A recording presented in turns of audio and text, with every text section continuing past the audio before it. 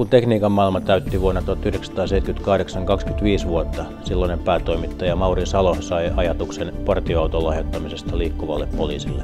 Ja autoksi valikoitui amerikkalaisvalmisteinen Dodge Aspen Police Special.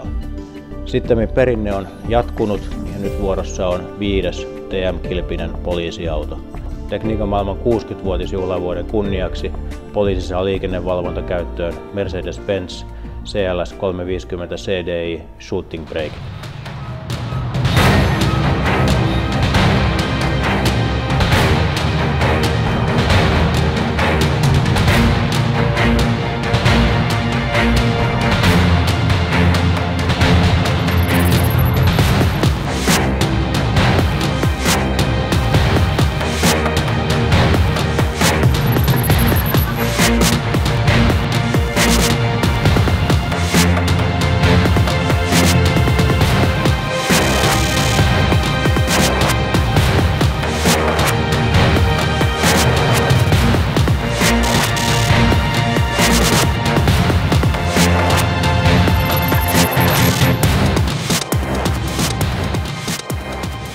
Tekniikan maailma toivottaa TM60 ja sen miehistöille turvallista ja hyvää matkaa.